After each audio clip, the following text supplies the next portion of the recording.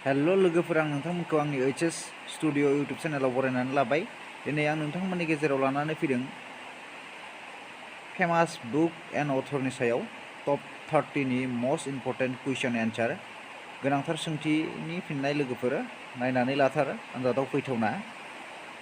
फै बिदिबा जों नायलांदिनि।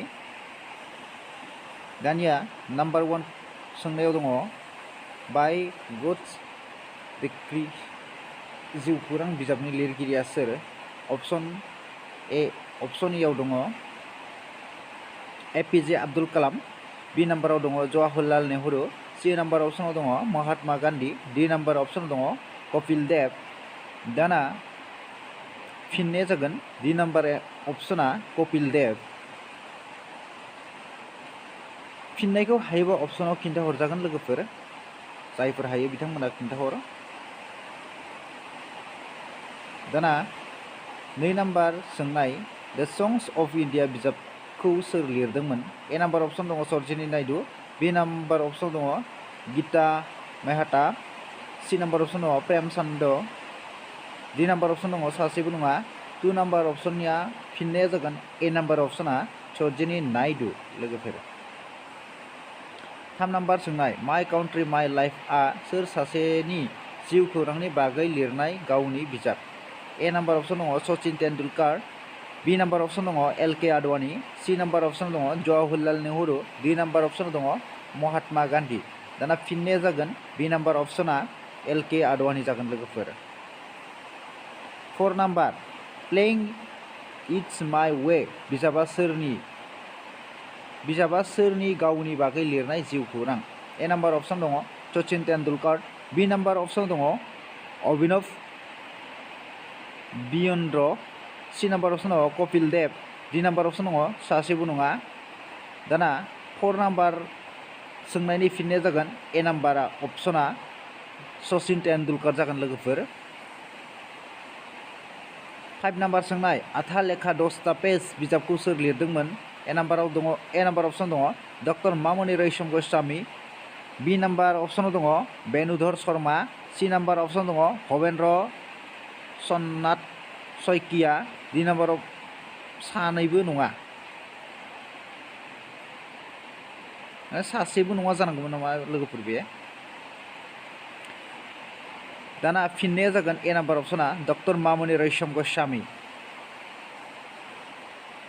6 नाम्बार मृत्युंजय बिजाबखौ सोर लिरदोंमोन? ए नाम्बार अपसन दङ वीरेन्द्र कुमार भट्टाचार्य, बी नाम्बाराव दङ बेनुधर शर्मा, सी नाम्बार अपसन दङ हेम भराली, डी नाम्बार अपसन दङ सासेबो नङा। दाना 6 नाम्बार अपसननिया ए आ जागोन वीरेन्द्र कुमार भट्टाचार्य। 7 नाम्बार सोंनाय हालदिया सराय बावधानखाई सल'मानि लिरगिरिया सोर? हेमेन बरग'हाइ, रीता चौधुरी, बाणिकान्तका कटि, डी नाम्बार सासेबो नङा। दाना फिननाया जागोन 7 नाम्बारना हेमेन बरग'हाइ। हालदिया बावधानखाई सल'मानि लिरगिरिया हेमेन बरग'हाइ लोगोफोर गोसोआव लाखि। बनफुल खन्थाइ बिजाबनि लिरगिरिया सोर? Jatindra Nath Duwara, B number Hareshwar Gohai, C number Hemen Bargohain, D number सासेबो नङा। दाना फिननाया जागोन ए नाम्बार अपसना जतीन्द्र नाथ दुवारा। गोसोआव लाखि लोगोफोर, आनजादाव फैथावना बेफोर सोंनाया फैबाय थायो खनले। 9 नाम्बार वेंसाट्टा बिजाबखौ लिरनानै साहित्य एकाडेमि 2020 बान्था मोननो हानाय लिरगिरिया सोर? अपूर्व कुमार शइकिया, अवतार सिंह भसीन, शिव शंकर मैन, शंतनु नगुर। दाना अपसना जागोन अपूर्व कुमार शइकिया। गोसोआव लाखि अपूर्व कुमार शइकिया। 10 नाम्बार सोंनाय ए कालचार हिस्ट्री अफ आसाम बिजाबनि लिरगिरिया सोर? बिरेन कुमार बरुवा, ए नाम्बार अपसन दङ, बी नाम्बार अपसन दङ जतिन बरुवा, सी नाम्बार अपसन दङ हिरेन बुरा, डी नाम्बार अपसन बाणिकान्तका कटि, दाना अपसना ए नाम्बार अपसना जागोन लोगोफोर फिननाया बिनेन सिं कुमार बरुवा गोसोआव लाखि फैबाय थायो आनजादाव 11 नाम्बार असमर संस्कृत बिजाबखौ बिजाबनि लिरगिरिया सोर ए नाम्बार लीला गगৈ बी नाम्बार हेम बरुवा सी नाम्बार भट्टदेव श्रीमन्त शंकरदेव डी नाम्बार अपसनाव दाना फिननाया जागोन ए नाम्बार अपसना लीला गगैया जागोन लोगोफोर हायोबा खिन्थाहर कमेन्टआव फिननायखौ आरो गोरोन्थि जानायफोरखौ कमेन्टआव बुंहर लोगोफोर होमबासो आं सुद्रायनो हागोन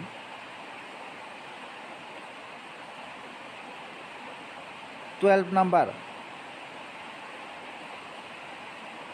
असीमत जाय हेराल सीमा सल'मानि लिरगिरिया सोर ए नाम्बार अपसन दङ कांचन बरुवा बेनुधर शर्मा सी नाम्बार अपसन दङ कंकेश्वर डेका डी नाम्बार अपसन दङ सासेबो नङा दाना अपसना जागोन ए नाम्बारा कांचन बरुवा असीमत जाय हेराल सीमा सल'मानि लिरगिरिया कांचन बरुवा गोसोआव लाखि लोगोफोर भगवत गीता बिजाबखौ असमिया रावाव सोर राव सोलायदोंमोन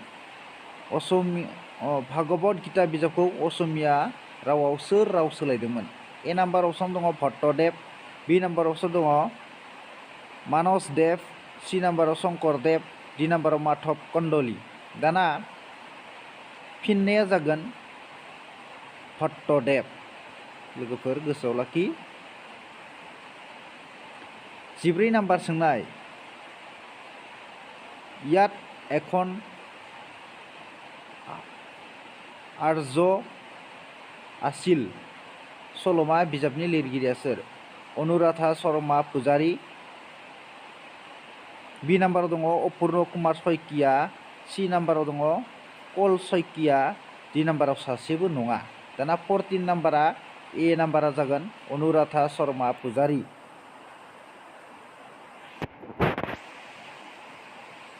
15 बेंसात्ता सुंद' सल' बिजाबनि लिरगिरिया सोर बेंसात्ता सुंद' सल'नि बिजाबनि लिरगिरिया सोर ए नाम्बार अपसन दङ जयश्री दशमी बी नाम्बार अपसन दङ अनुप कुमार शइकिया सी नाम्बार अपसन दङ चन्दना गोस्वामी डी नाम्बार अपसन दङ कबीर फुकन दाना फिननाया जागोन बी नाम्बार अपसना अनुप कुमार शइकिया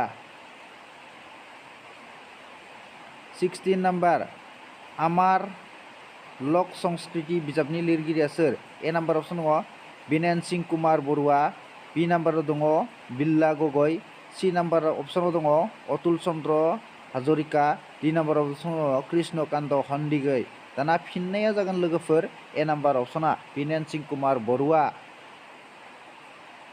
17 नाम्बार आनब्रेकेबल बिजाबा सोरनि जिउ खौरांनि बागै लिरनाय बिजाब ए नाम्बार अपसनाव दङ MC मेरी कम बी नाम्बार अपसन दङ सचिन तेन्दुलकर सी नाम्बार अपसन दङ अभिनव बिन्द्रा डी नाम्बार अपसन दङ सासेबो नङा दाना फिननाया जागोन ए नाम्बार अपसना लोगोफोर MC मेरी कम गोसोआव लाखि आनजादाव फैबाय थायो 18 नाम्बार द गुड अफ स्मल थिंग्स बिजाबनि लिरगिरिया सोर ए नाम्बार अपसन दङ अरुन्धति रय बी नाम्बार अपसन दङ APJ Abdul Kalam C number अपसन दङ जवाहरलाल नेहरू डी नाम्बार अपसन दङ सासेबो नङा फिननाया जागोन लोगोफोर ए नाम्बार अपसना अरुन्धति रय गोसोआव लाखि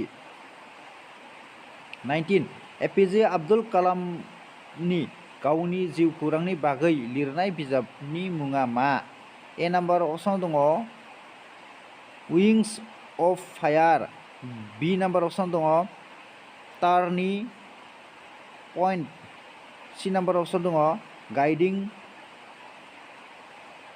सोल डी नाम्बार अपसन दङ ignited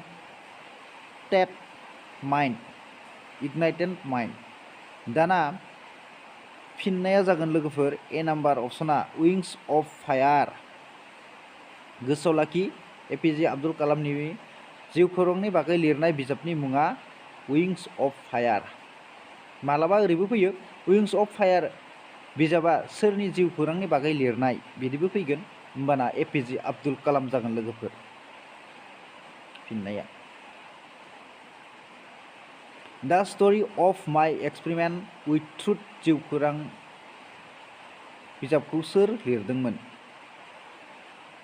ए नाम्बार अपसन दङ जवाहरलाल नेहरू बि नाम्बार अपसन दङ एपिजे आब्दुल कालाम सि नाम्बार अपसन दङ महात्मा गान्धी डि नाम्बार अपसनाव दङ सासेबो नङा दा स्ट'री अफ माय एक्सपेरिमेन्ट उइथ ट्रुथ जिउ खौरां बिजाबखौ सोर लिरदोंमोन अपसना जागोन सि नाम्बार अपसना महात्मा गान्धी लोगोफोर गोसोआव लाखि एग्जामाव बार बार फैबाय थायो Assam police Assam direct recruitment बायदि बायदि एसएससि बायदि कम्पिटिटिभ एग्जामफोराव बेफोरबायदि सोंनायफोरा खनले फैबाय थायो लोगोफोर गोसोआव लाखि आनन्द मठ बिजाबखौ सोर लिरदोंमोन बंकिम चन्द्र चेटार्जी बि नाम्बार अपसन दङ एनि बेसेन्ट सि नाम्बार अपसन दङ अरुन्धति रय डि नाम्बार अपसन दङ सासेबो नङा दाना फिननाया जागोन लोगोफोर A number अपसना Bankim Chandra Chatterjee 22 number सोंनाय एनि बेसेन्ट लिरनाय बिजाबा जाबाय मा बिजाबखौ लिरदोंमोन एनि बेसेन्टआ wake up India we Indians next Sunday सासेबो नङा दाना अपसना जागोन लोगोफोर ए नाम्बार अपसना वाक अफ इन्डियाखौ एनि बेसेन्टआ लिरदोंमोन गोसोआव लाखि ए बान्च अफ अल लेटार बिजाबनि लिरगिरिया सोर ए नाम्बार अपसन दङ जवाहरलाल नेहरू बि नाम्बार अपसन दङ महात्मा गान्धी सि नाम्बार अपसन दङ सरोजिनी नायडू डि नाम्बार अपसन दङ सासेबो नङा दाना फिननाया जागोन लोगोफोर ए नाम्बार अपसना जवाहरलाल नेहुरुआ a bunch of old letters बिजाबखौ लिरदोंमोन फिननाया जागोन जवाहरलाल नेहरू ए नाम्बार अपसन सरोजिनी नायडू लिरनाय बिजाबा जाबाय ए नाम्बार अपसन दङ ब्रकेन विंग्स बि नाम्बार अपसन दङ an idealist view of life C number अपसन दङ वाक अफ इन्डिया डि नाम्बार अपसन दङ सासेबो नङा दाना फिननाया जागोन ए नाम्बार अपसना ब्रकेन विंग्स बिजाबखौ लिरदोंमोन सरोजिनी नायडूआ फिननाया जागोन ए नाम्बार अपसना ब्रकेन विंग्स गोसोआव लाखि लोगोफोर ए चाइल्ड अफ डेस्टिनी बिजाबखौ बावैसो भारतनि लेङाइ हादरगिरिया दिहुनना होदोंमोन बे बिजाबनि लिरगिरिया जाबाय ए नाम्बार अपसन दङ के रामकृष्ण राव बि नाम्बार अपसन दङ गिरीश्वर मिश्रा सि नाम्बार अपसन दङ अमित अब्राहम डि नाम्बार अपसन दङ देवेन्द्र सिंह दाना फिननाया जागोन ए नाम्बार अपसना लोगोफोर के रामकृष्ण राव फैबाय थायो खनले एग्जामफोराव गोसोआव लाखि कम्पिटिटिभ एग्जामफोराव 26 नाम्बार आनफिनिश्ड कलन ए मेम'री बिजाबनि लिरगिरिया सोर ए नाम्बार अपसन दङ करिना कापुर बि नाम्बार अपसन दङ कल्कि कचलिन सि नाम्बार अपसन दङ प्रियंका चोप्रा जनास डि नाम्बार अपसनाव दङ जया अख्तर दाना फिननाया जागोन सि नाम्बार अपसना लोगोफोर प्रियंका चोप्रा जनास प्रियंका चोप्रा जनासआ जागोन सि नाम्बार अपसना लोगोफोर गोसोआव लाखि फैदोंमोन बेबो कम्पिटिटिभ एग्जामफोराव फैबाय थायो बायदि दा आरो नै DHS नि एग्जाम जानो गोनां APDCL नि जानो गोनां फरेस्ट डिपार्टमेन्टनि जानो गोनां बेफोर एग्जामफोरावबो फैगोन बेफोरो सोंनायानो फैगोन लोगोफोर 27 नाम्बार सोंनाय ए रड मेप अफ एन्टारप्रेनार नि लिरगिरिया सोर? ए नाम्बार अपसन दङ जितेन्द्र गुप्त, बी नाम्बार अपसन दङ देवी सिंह, सी नाम्बार अपसन दङ अमिताभ घोष, डी नाम्बार अपसन दङ मुन्ना भाई। दाना फिननाया जागोन ए नाम्बार अपसना लोगोफोर जितेन्द्र गुप्त। ए रड मेप अफ द एन्टारप्रेनार बिजाबनि लिरगिरिया जागोन जितेन्द्र गुप्त। गोसोआव लाखि लोगोफोर, बेफोर सोंनायानो फैथावना माखासे कम्पिटिटिभ एग्जामफोराव। नोंथांमोना बेफोरखौ गोसोआव लायोबानो जायखि जाया एग्जामावनो फैयाथों मोजाङै लिरनानै होनो हागोन। दाना मदि इन्डिया कलिं 2021 बिजाबनि लिरगिरिया सोरमोन? ए नाम्बार अपसन दङ सांदमल कुमाउन, बी नाम्बार अपसन दङ अतार सिंह भासिन, सी नाम्बार अपसन दङ शिव शंकन मैने, डी नाम्बार अपसन दङ शान्तनु नागौर। दाना फिननाया जागोन लोगोफोर ए नाम्बार अपसना सांदमल कुमाउन।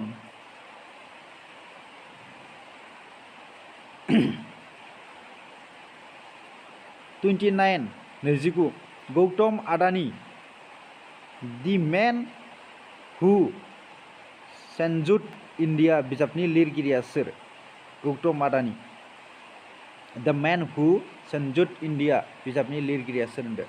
आर एन भास्कर ए नाम्बार अपसनाव, बी नाम्बार अपसनाव दङ गुन्जन जैन, सी नाम्बार अपसनाव दङ हामिश कुमार, डी नाम्बाराव सासेबो नङा। दाना अपसन फिननाया जागोन आर एन भास्कर। ए नाम्बार अपसना जागोन लोगोफोर गोसोआव लाखि। जोबथारनाय सोंथि हाउ टु प्रिभेन्ट द नेक्स्ट पेन्डेमिक बिजाबखौ सोर लिरदोंमोन? ए नाम्बार अपसन दङ बिल गेट्स, डी नाम्बार अपसन दङ रास्किन बन्ड, सी नाम्बार अपसनाव दङ जेम्स बन्ड, डी नाम्बाराव दङ डनाल्ड ट्राम्प। दाना फिननाया जागोन लोगोफोर बिल गेट्स। गोसोआव लाखि लोगोफोर, दिनैनि भिडिअआ एसेनोसै। नोंथांमोना आंनि भिडिअखौ मोजां मोनदोंबा लाइक खालाम, साबस्क्राइब खालाम आरो लोगोसे हागौमानि शेयार खालाम। आरो आंनि भिडिअखौ गिबिसिन मोननो थाखाय खाथिनि बेल आइकनखौ दांनानै हो। गोजोन्थों लोगोफोर, एसेनोसै, खुलुमबाय।